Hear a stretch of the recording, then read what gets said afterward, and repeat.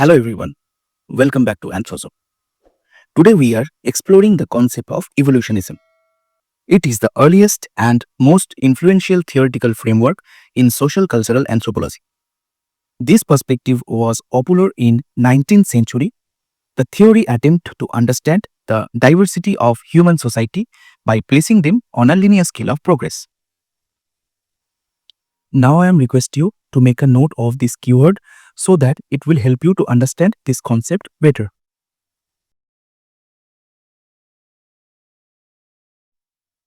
Let's dive into the core idea of evolutionism.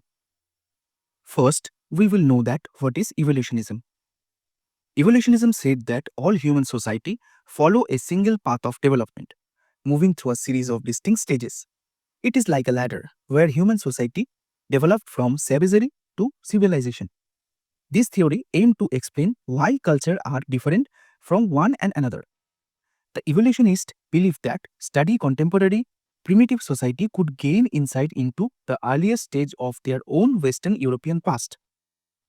Now we will looking into the historical background of the theory and the architect of evolutionism.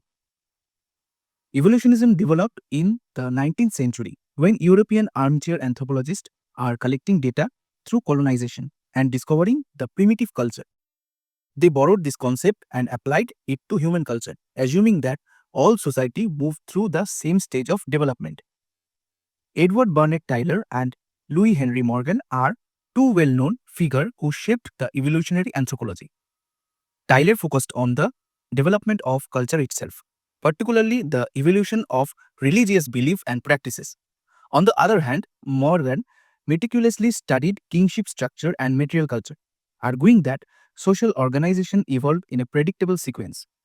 Their work provided the foundational framework for understanding cultural differences through an evolutionary lens. Now we will looking into the concept of Tylor's evolutionism.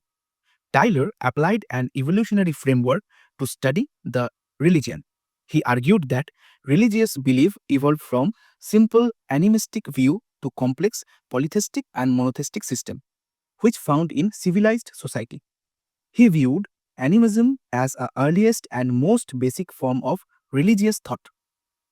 On the other hand, Morgan provided a detailed sequence of social development marked by technological advancement and changes in social organization. He believed that all society would pass through these stages in the same order. For instance, the development of agriculture marked the transition from barbarism to civilization. Now we will see the pillar of evolutionary thought. First is psychic unity of mankind.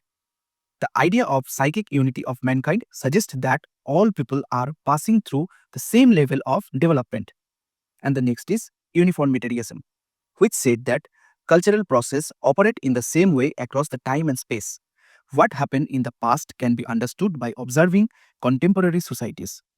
This concept completely based on the second-hand data which taken from missionaries, traveler, and colonial administration, rather than direct fieldwork.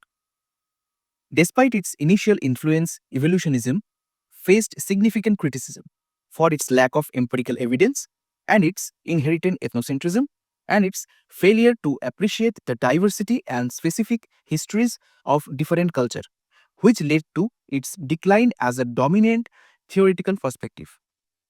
New approaches such as diffusionism, historical particularism challenged the universal and linear assumption of evolutionism.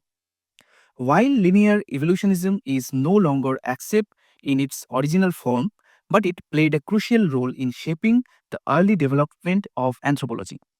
It prompted important questions about how society changed and laid down the groundwork for future theoretical development. In conclusion, evolutionism was an early attempt to explain human cultural differences.